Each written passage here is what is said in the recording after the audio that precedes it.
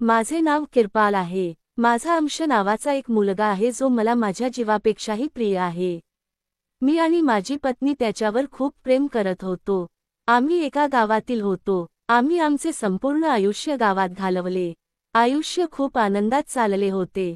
माझ्या मुलाला डॉक्टर व्हायचे होते आणि हे माझेही स्वप्न होते की मी माझ्या मुलाला डॉक्टर बनवेन.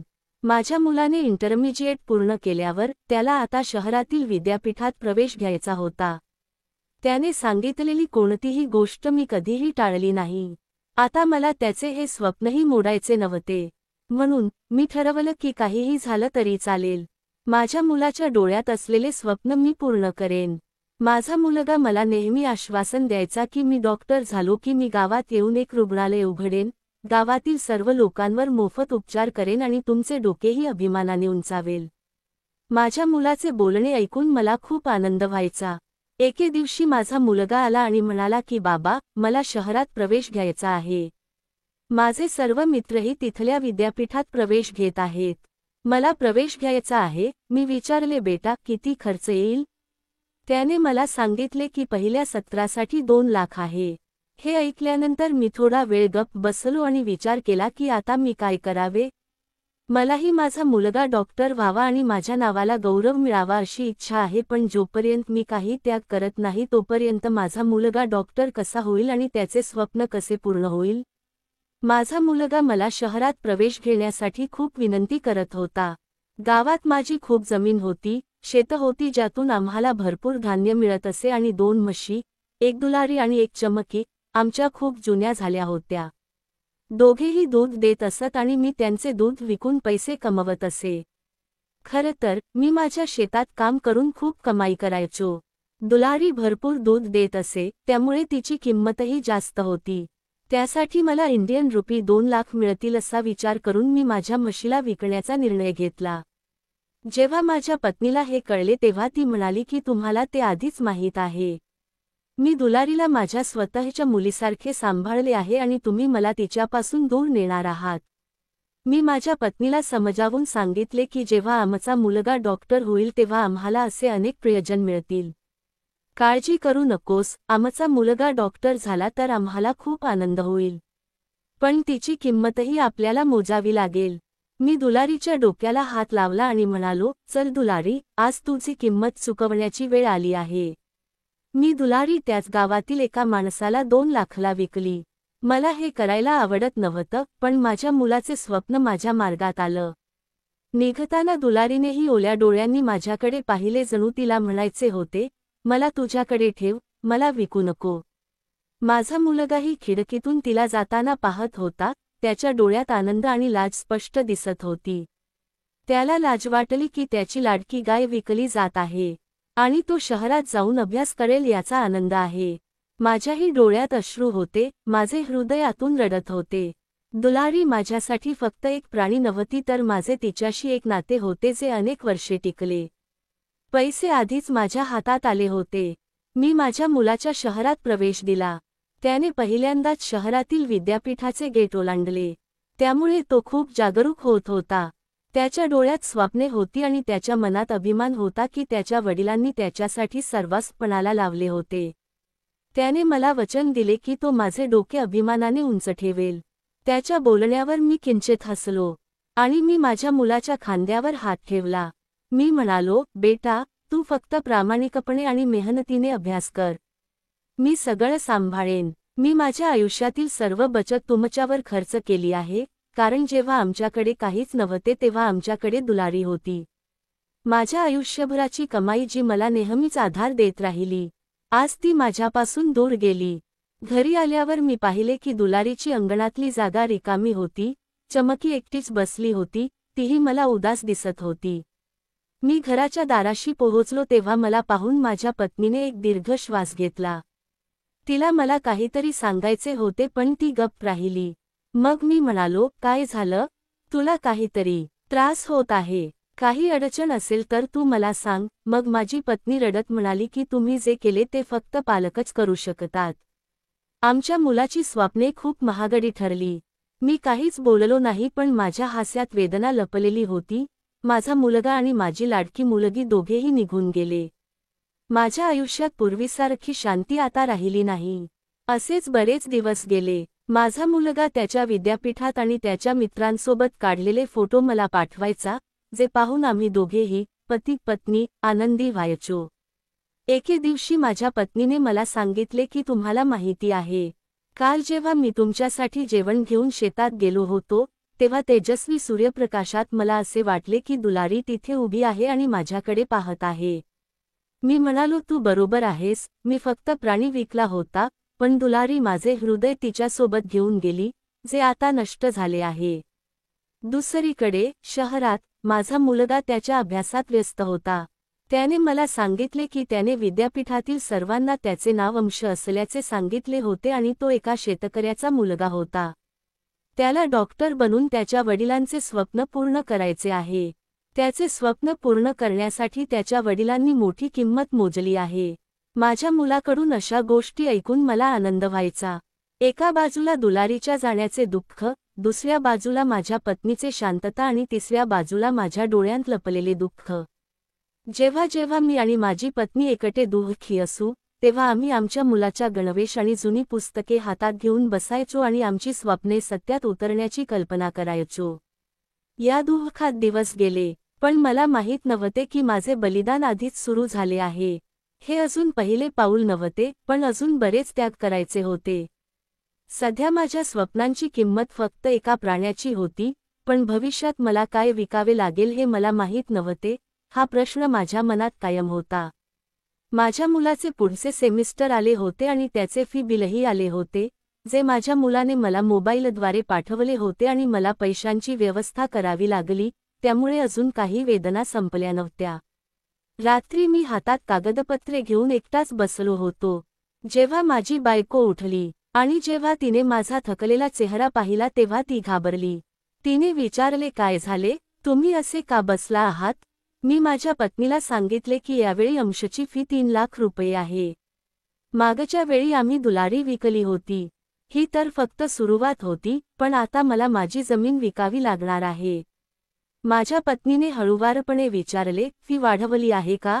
मी मान खाली घालून उत्तर दिले की हो. मी शब्दांत काहीही बोलण्याची हिंमत गमावत होतो. मी उठलो, कपाट उघडले, कागदपत्रे काढली आणि माझ्या पत्नीला दाखवली. हे घरगुती कागदपत्रे होती. माझी बायको म्हणू लागली, कृपाल, असं करू नकोस. जर हे घरही गेले तर आपण कुठे राहणार? मी म्हणालो की जर या घराचे छत माझ्या मुलाच्या स्वप्नांच्या मार्गात येत असेल तर मी ते आनंदाने बलिदान देण्यास तयार आहे. तो डॉक्टर होईल आणि मग आपण अशी अनेक घरे खरेदी करू. माझी पत्नी गप्प बसली, त्यानंतर ती काहीच बोलली नाही. आमच्या जुन्या आठवणी या घराशी जोडल्या गेल्या होत्या. माझी पत्नी घर सोडून या घरात आली. तिने माझ्या मुलाला वाढवले होते, पण आता हे सर्व स्वप्नासारखे राहणार होते. काही दिवसांनी मी शहरातील एका बँकेत बसलो होतो. मी माझ्या घराचे कागदपत्रे समोर ठेवली. माझ्या कपाळावर घाम होता आणि हृदयावर ओझे होते. मी कर्ज घेतले, माझे घर गहाण ठेवले आणि त्या पैशातून माझ्या मुलाची फी भरली. अशा प्रकारे माझ्या मुलाचे पुढचे वर्षही गेले. माझ्या मुलाने आनंदाने मला फोनवर सांगितले की माझा अभ्यास खूप चांगला चालला आहे. हे सर्व लोक मला खूप चांगले ओळखतात आणि माझे नावही इथे प्रसिद्ध होऊ लागले आहे. मी माझ्या मुलाचे म्हणणे हसून ऐकायचो, पण काळाच्या ओघात माझ्या मुलाची फी वाढत असल्याने मला आतून खूप वाईट वाटत होते. आता पुढच्या सत्रात जमिनीचा प्रश्न होता. माझ्या येणाऱ्या वाईट काळासाठी मी गावातील जी जमीन वाचवली होती ती आता विकली जात आहे. एके दिवशी माझ्या पत्नीने विचारले, जर आपला मुलगा डॉक्टर झाला नाही तर आपण कुठे जाऊ याचा तुम्ही कधी विचार केला आहे का? जमीन, घर, सगळं काही हरवलंय. मी माझ्या बायकोला मध्येच थांबवत म्हणालो, माझा मुलगा डॉक्टर का बनत नाही? तो नक्कीच डॉक्टर होईल. तुमचा देवावर विश्वास आहे आणि मुलाच्या मेहनतीमुळे माझा मुलगा आता विद्यापीठात प्रसिद्ध झाला होता. त्याने खूप मित्र बनवले होते. अभ्यासात बरीच प्रगती झाली होती. तो एका नवीन वातावरणात वाढत होता. एके दिवशी मला माझ्या मुलाचा फोन आला आणि तो म्हणाला, बाबा, माझा मेडिकल सेमिनार मुंबईत आहे आणि तिथे जाणे खूप महत्त्वाचे आहे. नोंदणीसाठी 20,000 रुपये खर्च येतो आणि प्रवास खर्च देखील वेगळा असतो. जर तुम्हाला शक्य असेल तर मला पैसे पाठवा. मी माझ्या मुलाच्या म्हणण्याला हो म्हटले. पण आता माझ्याकडे फक्त 5,000 रुपये उरले होते. मी पुन्हा बाजारात गेलो आणि माझी जुनी भांडी आणि चमकी म्हैस विकली आणि शक्य तितक्या लवकर पैशांची व्यवस्था केली. इथे गावातील लोक आपापसात चर्चा करत होते की किरपाल वेडा झाला आहे आणि आपल्या मुलाचे स्वप्न पूर्ण करण्यासाठी तो सर्वस्व विकतोय. काही लोकांना दया येते आणि ते विचारतात की देवाने त्यांच्या मुलाला लवकरात लवकर एक चांगला आणि सक्षम डॉक्टर का बनवले नाही? नाहीतर कृपालचे सर्वस्व उद्ध्वस्त होईल. माझी पत्नी आता नेहमीच गप्प राहिली. आता चमकीही घराबाहेर पडली होती. माझ्या पत्नीला चमकी आणि दुलारी दोन्ही प्रिय होत्या. नेहमीच माझी खूप काळजी घेतली. एके दिवशी संध्याकाळी आम्ही दोघेही नवरा बायको एकत्र बसलो होतो. माझ्या हातात माझ्या मुलाने बनवलेला एक ड्रॉइंग पेपर होता, ज्यामध्ये त्याने आई आणि बाबांचे चित्र काढले होते आणि मध्यभागी एक हृदय देखील बनवले होते. मला तो दिवस आठवला जेव्हा माझ्या मुलाने पहिल्यांदा सांगितले होते की बाबा, मी मोठा झाल्यावर डॉक्टर होईन, सर्वांना मदत करेन, तुम्हाला एक मोठी गाडी घेईन. माझ्या मुलाचे बोलणे ऐकून माझे डोळे पाणावले. आकाशाकडे प्रार्थना करताना मी त्याच क्षणी हे म्हटले, माझ्या मुलाचे स्वप्न पूर्ण होईपर्यंत मी स्वस्थ बसणार नाही. आता माझ्यावर तो कठीण काळ आला होता जेव्हा मला माझ्या मुलाचे स्वप्न पूर्ण करण्यासाठी माझे शेवटचे शेत विकावे लागले. यावेळी कागदपत्रांवर सही करताना माझे हात थरथरत होते. माझी पत्नी माझ्याजवळ आली आणि म्हणाली की आता पुरे झाले. आता आमच्यासाठी कोणताही मार्ग नाही. जर छाप्पर असेल तर ते आकाशचे छाप्पर आहे. तू आमच्या दोघांसोबत असं का करतोयस? मी गप्प राहिलो. मी म्हणालो की माझ्या मुलाचे फक्त शेवटचे सेमिस्टर बाकी आहे. यानंतर तो डॉक्टर होईल, मोठा माणूस होईल. जेव्हा माझ्या मुलाला कळले की मी माझ्या जमिनीचा शेवटचा तुकडा विकला आहे, तेव्हा त्याच्या चेहऱ्यावर एक मिनिट शांतता होती. पण तरीही त्याने स्वतःवर नियंत्रण ठेवले आणि म्हणाला, बाबा, मी तुम्हाला कधीही निराश करणार नाही. माझ्या अंतिम पेपर्सची तयारी पूर्ण झाली आहे. मी माझ्या मुलासाठी प्रार्थना केली आणि त्याला निरोप दिला.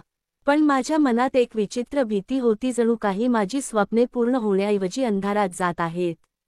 उन्हाळा वाढत होता आणि माझ्या मुलाच्या पेपर्सचा शेवटचा दिवस आला होता. अंशचे हात घामाने भिजले होते आणि त्याच्या मनात एक अज्ञात अस्वस्थता होती.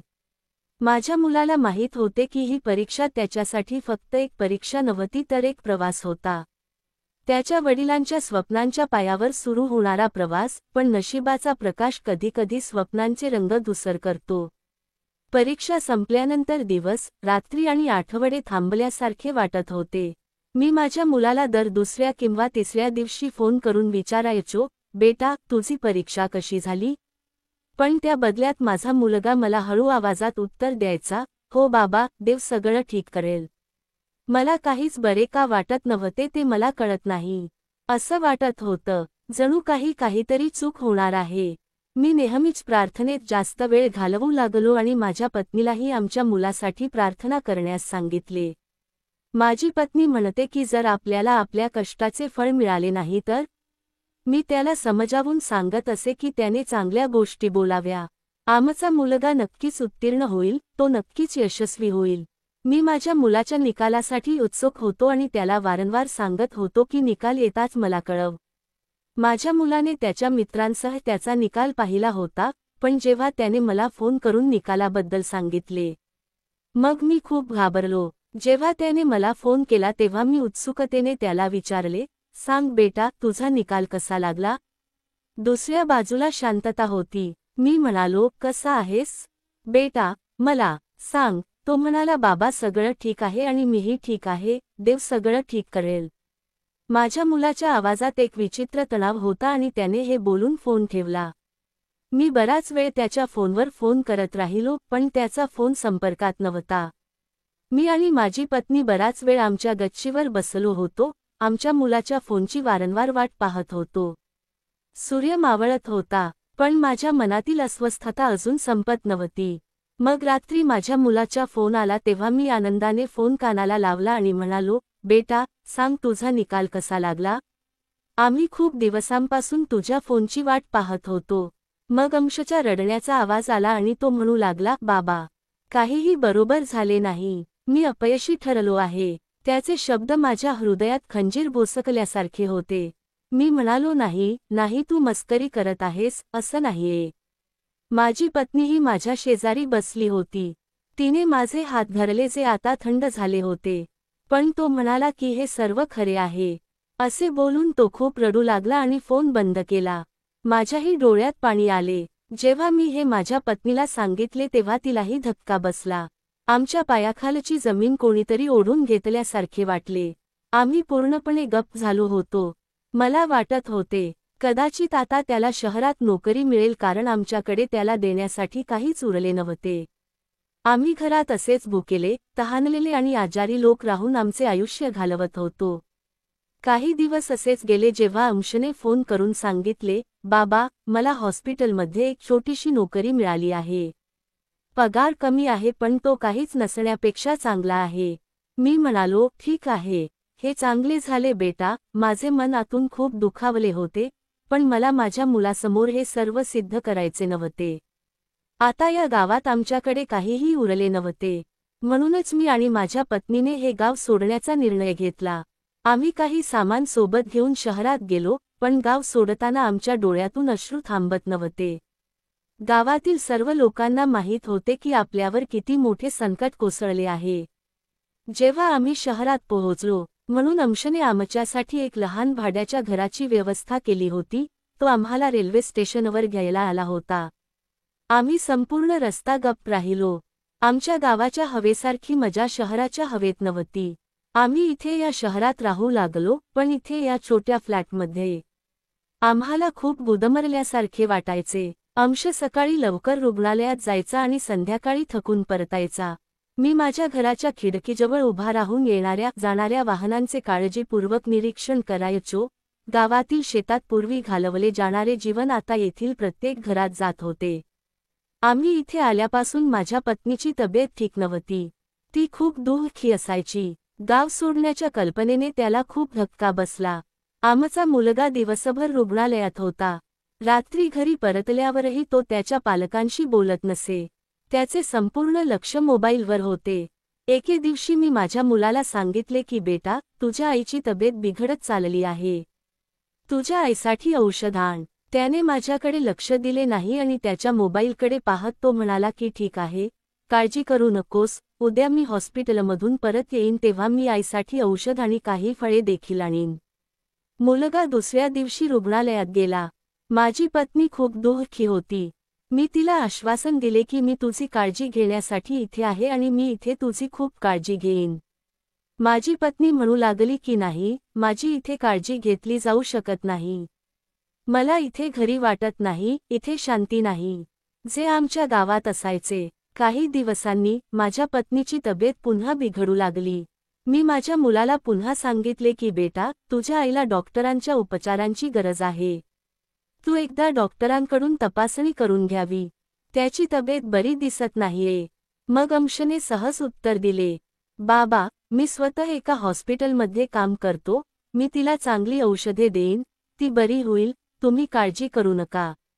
मला अंशला काहीतरी सांगायचे होते, पण गप्प राहिलो. मला कळले होते की आपण या मुलासाठी सर्वस्व विकले आहे. आता त्याला त्याच्या आईच्या डोळ्यातील ओलावाही दिसत नव्हता. एके रात्री खूप मुसळधार पाऊस पडत होता. माझी बायको रात्रभर खोकला करत होती आणि खूप तापाने जळत होती. मी पटकन तिच्या डोक्यावर ओल्या पाण्याच्या पट्ट्या लावायला सुरुवात केली. त्या रात्री मुलगा घरी आला नाही. मी त्याला वारंवार फोन करत राहिलो, पण तो फोन उचलत नव्हता. माझी बायको रडत होती आणि हे सांगत होती की तुला माझी काळजी नाही. हे माझे आयुष्य होते. मी तुला गप्प राहायला सांगितले होते, देव तुला बरे करेल. पण जसजसा दिवस पुढे सरकत गेला तसतसा तिचा संयम संपला, म्हणून तिने बोलणे थांबवले आणि पूर्णपणे गप्प बसली. माझी पत्नी मला सोडून या जगातून गेली होती. हा धक्का माझ्या हृदयाला भिडला. मी धाय मोकलून रडत होतो. माझा मुलगा सकाळी लवकर घरी आला. जेव्हा त्याने त्याच्या आईला मृत पाहिले तेव्हा तोही रडू लागला. हे सर्व त्याच्या निष्काळजीपणामुळे घडले. माझ्या पत्नीवर अंत्यसंस्कार करण्यात आले. मी बराच वेळ तिथे बसून रडत होतो. माझ्या पत्नीची आठवण येत होती. मला आठवतंय की ती नेहमी म्हणायची, हे स्वप्न आपल्याला बुडवून टाकेल. आता मला वाटले की ती जे म्हणत होती ते अगदी खरे होते की तिच्या मुलाचे डॉक्टर होण्याचे स्वप्न खरोखरच आम्हाला उद्ध्वस्त केले होते. मी पूर्णपणे गप्प झालो. जणू मी बोलणे सोडून दिले आहे. मला कोणाशीही वाद कसा घालावा हे माहीत नव्हते किंवा मला कोणत्याही गोष्टीबद्दल काहीही कसे बोलावे हे माहीत नव्हते. मी दिवसभर घराच्या एका कोपऱ्यात माझ्या पत्नीचा फोटो हातात घेऊन बसून राहायचो, तिची आठवण काढत राहायचो. एके दिवशी माझ्या मुलाने मला सांगितले की बाबा, जर तुम्हाला गावी जायचे असेल तर तुम्ही जाऊ शकता.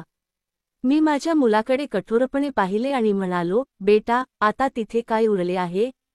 मी तुझ्यासाठी सगळं विकलं. आता कदाचित माझे अंतिम संस्कारही याच शहरात होतील. मी जे बोललो ते ऐकून माझा मुलगा लाजलेला दिसला, पण नंतर तो त्याच्या मोबाईल फोनमध्ये आणि शहराच्या जीवनात व्यस्त झाला. मी आतून पोकळ झालो होतो आणि त्याहीवर मी माझा जोडीदार गमावला, ज्यामुळे मी पूर्णपणे एकटा पडलो. मी दिवसभर बेडवर होऊन राहायचो आणि स्वतःशी बोलत राहायचो की माझ्या मुलाचे स्वप्न पूर्ण करण्याच्या प्रयत्नात मी सर्वस्व गमावले, पण मला हे माहीत नव्हते. ती स्वप्नेही एके दिवशी पुरली जातात. आता मी माझ्या आयुष्याच्या त्या टप्प्यावर पोहोचलो होतो जिथे कोणतीही इच्छा नव्हती, कोणताही आनंद उरला नव्हता. या घरात पूर्ण शांतता होती. घराबाहेरचा प्रकाशही अंधारासारखा वाटत होता. वेळ फक्त घड्याळातून जात होता. माझा मुलगा सकाळ संध्याकाळ रुग्णालयात कामात व्यस्त असायचा. आम्हा दोन्ही वडील आणि मुलांमध्ये शांततेचे अंतर होते.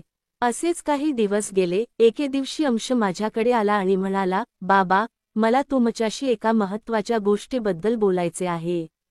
मी त्याच्याकडे अश्रूंनी पाहिले की आता त्याला माझ्याकडे काय काम आहे, ज्यावर मुलाने सांगितले की मला लग्न करायचे आहे.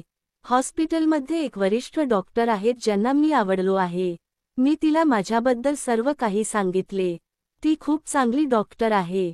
ती स्वतः मला आवडली. ती म्हणते की तुमच्याकडे काहीही नाही, काही फरक पडत नाही. पण माझं मन तुझ्या प्रेमात पडलं आहे. तिला माझ्याशी लग्न करायचे आहे. जर मी तिच्याशी लग्न केले तर ती मला जास्त पगार देईल आणि राहण्यासाठी घरही देईल. मी तिचे बोलणे शांतपणे ऐकले आणि मग म्हणालो, ठीक आहे बेटा, तुला जे करायचे ते तू करू शकतोस. माझ्या मुलाचे लग्न होणार होते, पण त्याच्या लग्नात खूप कमतरता होत्या. माझ्या मुलाच्या लग्नाबद्दल मी का आनंदी नव्हतो हे मला माहीत नाही. माझ्या सुनेच्या वडिलांनी माझ्या मुलाला हुंडा म्हणून एक घर दिले होते, ज्यामध्ये त्यांनी मलाही घेतले होते, जे शहरातील एका महागड्या भागात होते. मला या घरात एक वेगळी छोटी खोली देण्यात आली.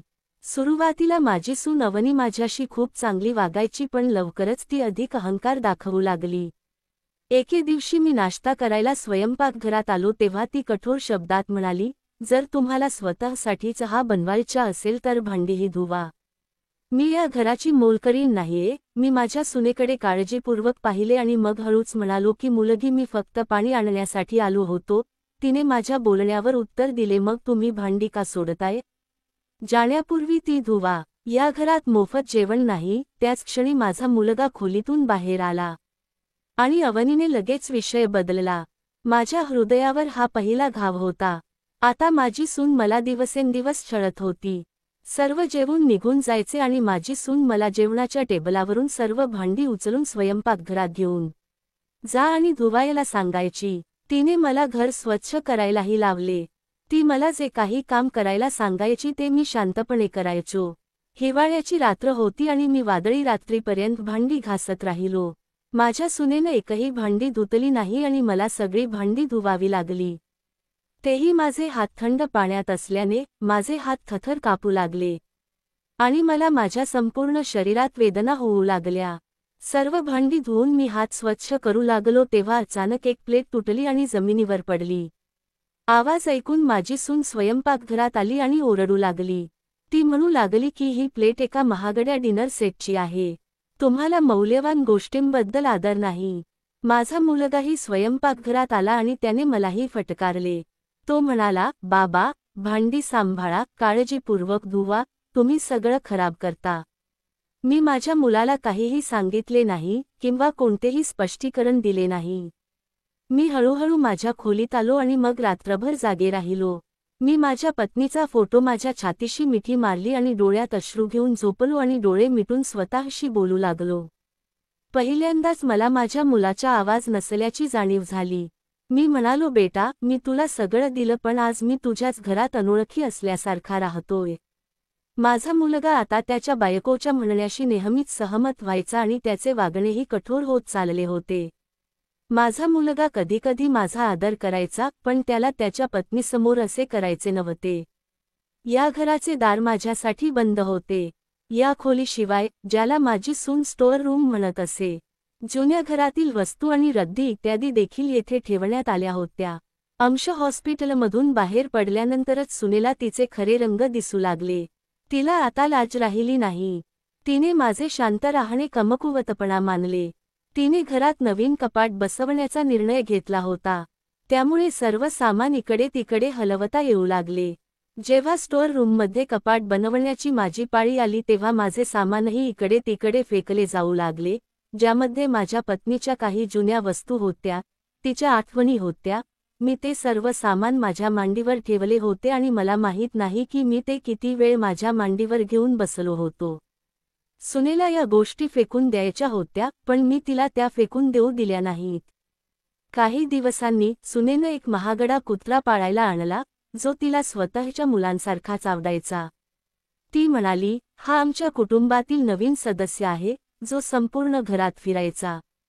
पण माझ्या खोलीसमोर येताच तो भुंकायला लागला. यावर ती मोठ्याने हसायची आणि म्हणायची, बाबा, तुम्हाला पाहून माझा कुत्रा घाबरतो. तुमचा चेहरा काहीसा असा आहे. मी गप्प राहायचो. एके दिवशी मी माझ्या खोलीतून बाहेर पडत असताना अवनीचा कुत्रा माझ्या पायाजवळ आला आणि मी जोरात जमिनीवर पडलो. कुत्राही जोरात ओरडला. मी माझ्या ओरडणाऱ्या कुत्र्याकडे धावलो, ज्याला एकही ओरखडा नव्हता. तिला माझा अजिबात विचार आला नाही. माझ्या पाठीला खूप दुखापत झाली. ती वारंवार कुत्र्याला विचारत होती, माझ्या बाळा, तुला दुखापत झाली आहे का? मग तिने माझ्याकडे कडक नजरेने पाहिले आणि म्हणाली की घरातल्या वस्तू नष्ट करणे ही तुमची सवय आहे. यामुळे माझा जीव वाचला आणि तू त्याला इजा करण्याचा प्रयत्न केलास. जर तू पुन्हा असं काही केलंस तर मी तुला घराबाहेर काढीन. माझ्या सुनेनं जे सांगितलं त्यावर मी गप्प राहिलो. मला वाटलं होतं की अंश आज घरी येईल, म्हणून मी माझ्या सुनेबद्दल तक्रार करेन, पण माझ्या हृदयाने मला थांबवले. जर तिने तिच्या आईच्या मृत्यूबद्दल विचारही केला नसेल, तर ती तिच्या वडिलांबद्दल कसे विचार करेल? मला रात्रभर पाठदुखीचा त्रास होत होता. माझ्या सुनेनं माझ्या बेडवर एक जुनी गादी ठेवली होती, ज्याचा वास खूप घाणेरडा होता. मी अवनीला म्हणालो, सुनबाई, कृपया ते बदल, एक नवीन गादी आण आणि तिथे ठेव. खूप वाईट वास येतोय. त्यावर सून म्हणाली, तुम्हाला अनेक नवीन गोष्टींमध्ये रस निर्माण होत आहे. जर तुम्हाला आमच्या घरात इतक्या अडचणी येत असतील तर तुम्ही वृद्धाश्रमात का जात नाही? हे शब्द माझ्या हृदयावर विजेसारखे आदळले. मी तिला उत्तर दिले, हे माझ्या मुलाचे घर आहे. इथे राहण्यासाठी मी खूप मोठी किंमत मोजली आहे. सुनबाई, ज्यावर अवनी हसून उत्तरली, हे घर तुमच्या मुलाचेही नाही. हे मला माझ्या वडिलांनी दिले होते, तुमच्या मुलाला नाही, जिथे तुम्ही तुमच्या मुलासोबत राहता. मी शांतपणे तिचे बोलणे ऐकत राहिलो आणि आकाशाकडे पाहू लागलो. तिने मला जेवणही दिले नाही. कधीकधी रात्रीचे जेवण उरले तर ती दुपारी देत असे. एके दिवशी माझ्या सुनेच्या मैत्रिणी घरी आल्या. मी घरात प्रवेश करत असताना त्यांनी मला पाहिले आणि अवनीला विचारू लागल्या की ते कोण आहेत. तर माझ्या सुनेने लाजून उत्तर दिले की हे माझे सासरे आहेत. तिने मला तिथून निघून जाण्याचा इशारा केला आणि मी लगेच माझ्या खोलीत आलो. तिच्या मैत्रिणी गेल्यानंतर ती लगेच माझ्या खोलीत आली आणि जोरात ओरडू लागली, तुम्हाला माझ्या मैत्रिणींसमोर येण्यास कोणी सांगितले? तुमचे रूप पाहून ते लोक तुमची चेष्टा करत होते. माझ्या मित्रांसमोर पुन्हा कधीही येऊ नकोस. मी माझ्या सुनेला सांगितले की ठीक आहे, मी तुमच्या मैत्रिणींसमोर कधीच येणार नाही. आता माझ्या खोलीत मला जेवणही दिले जात होते. मी या घरात माझे दिवस आणि रात्री खूप कष्टाने घालवत होतो. माझे इथे जीवन कठीण झाले होते आणि अंशला माझी अजिबात पर्वा नव्हती. त्या रात्री मला झोप लागली नाही, म्हणून मी सकाळी लवकर उठलो. माझे जुने शरीर आणखीनच पोकळ होत चालले होते. मला जागे पाहून अवनी म्हणाली की मोलकरीण अजून आलेली नाहीये, कृपया माझ्यासाठी चहा बनवा. मला बरं वाटत नाहीये. मी माझ्या सुनेसाठी चहा बनवला आणि त्या दिवसापासून माझी सून दररोज माझ्या खोलीचा दरवाजा ठोठावायची आणि म्हणायची की चहा बनवायचा आहे, तुम्ही लवकर उठा. मी माझ्या सुनेसाठी चहा बनवण्यात, भांडी धुण्यात आणि घरातील सर्व कामे करण्यात माझा वेळ घालवायचो. माझी बायको, मला आठवतंय तो काळ जेव्हा ती स्वतःच्या हातांनी मला जेवू घालायची. आता मला आत्म्याची कोरडी भाकर खायला मिळत होती.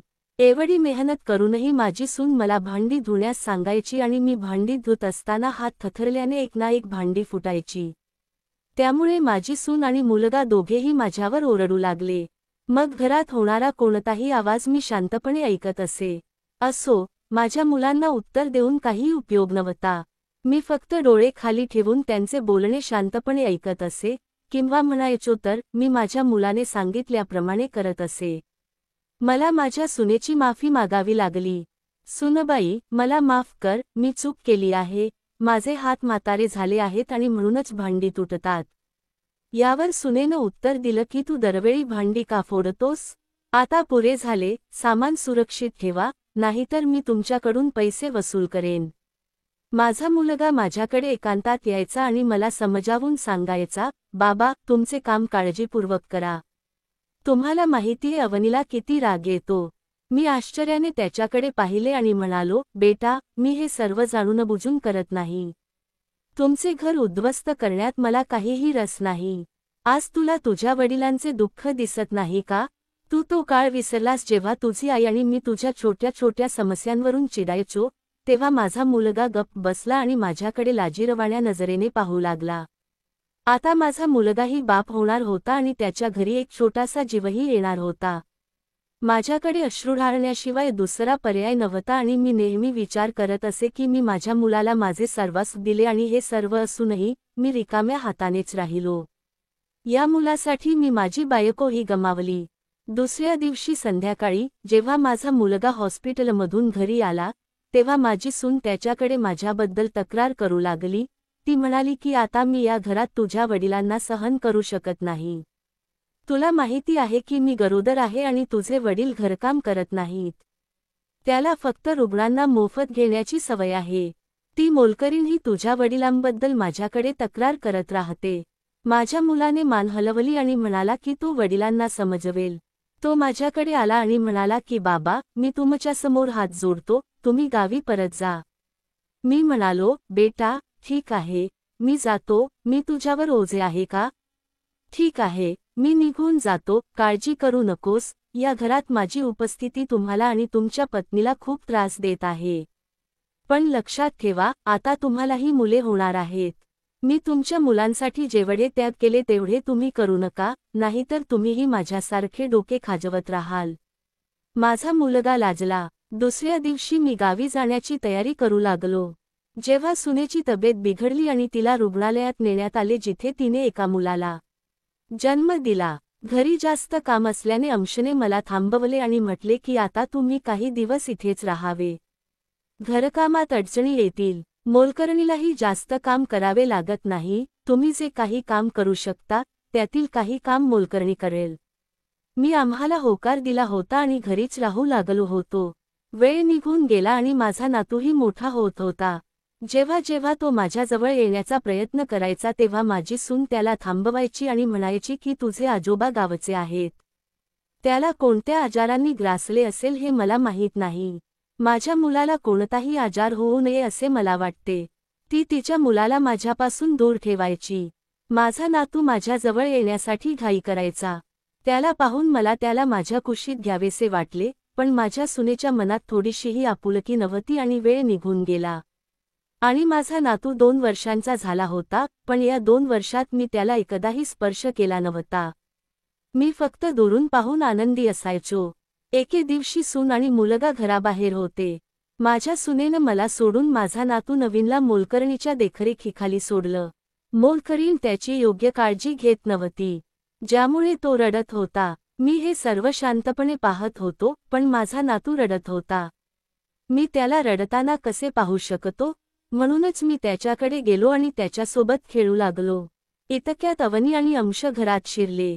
जेव्हा अवनीने मला नवीनसोबत खेळताना पाहिले तेव्हा तिला खूप राग आला आणि ती म्हणू लागली की त्यांना माझ्या मुलाला नियंत्रित करायचे आहे. त्यांना त्यांचे आजार माझ्या मुलावर लादायचे आहेत आणि त्याला स्वतःसारखे बनवायचे आहे.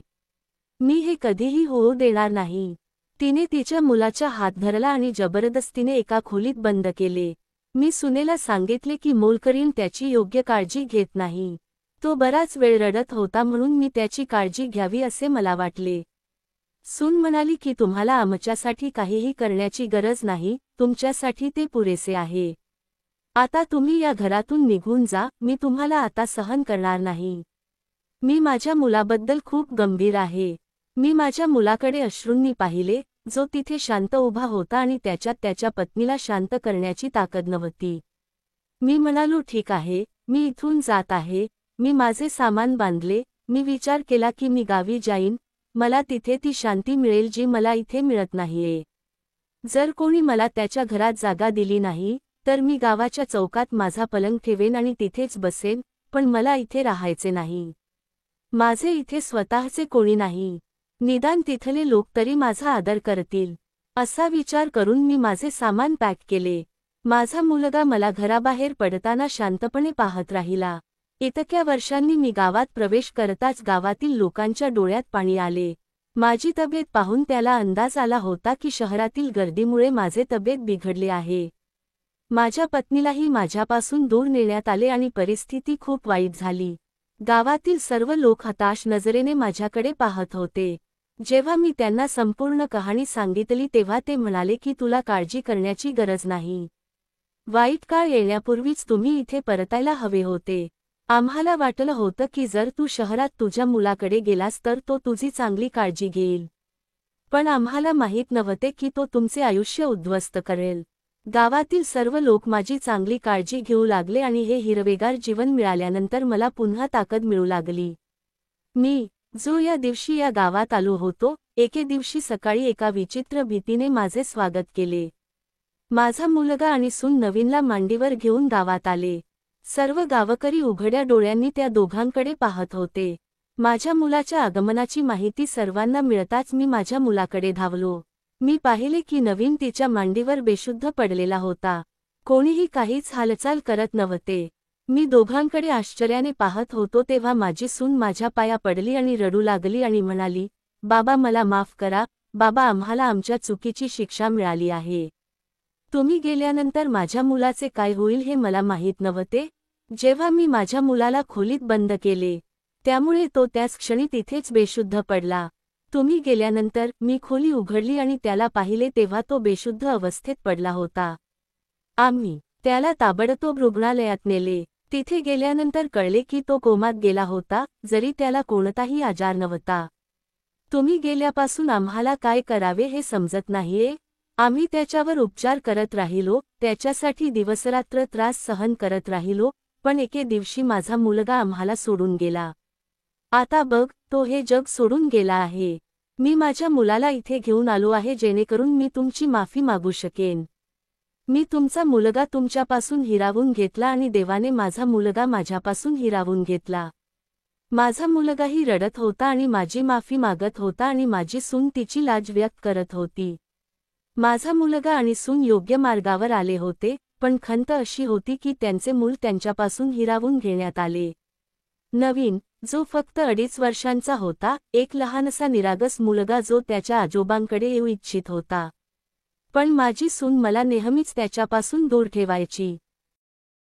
ताप होतो.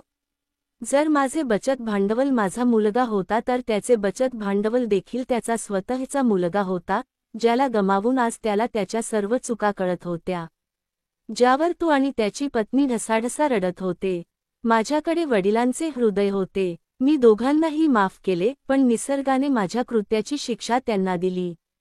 आजही ते दोघेही त्यांच्या कृत्याची शिक्षा भोगत आहेत. दोघांनाही मुले नाहीत. माझा मुलगा मला त्याच्यासोबत शहरात घेऊन जाऊ इच्छित होता, पण मी पुन्हा शहरात गेलो नाही आणि याच गावात शेती करून माझा उदरनिर्वाह करत आहे. हे माझं आयुष्य आहे, हे गाव माझ्यासाठी सगळं काही आहे. मी शहरात परत जाऊ शकत नाही आणि माझ्या आयुष्यातील उर्वरित श्वास बंदिवासात जगू शकत नाही. मी दोघांनाही माफ केले आणि परत पाठवले, पण आजही ते दोघेही त्या एकाकी घरात खूप कठीण शिक्षा भोगत आहेत. मित्रांनो, मला आशा आहे की तुम्हाला आमची कथा आवडली असेल. जर तुम्हाला स्टोरी आवडली असेल तर व्हिडिओ लाईक करा, जर चॅनलवर नसेल तर चॅनल सबस्क्राईब करा आणि नोटिफिकेशन नक्कीच दाबा जेणेकरून तुम्हाला पुढील अपडेट सर्वात आधी मिळेल.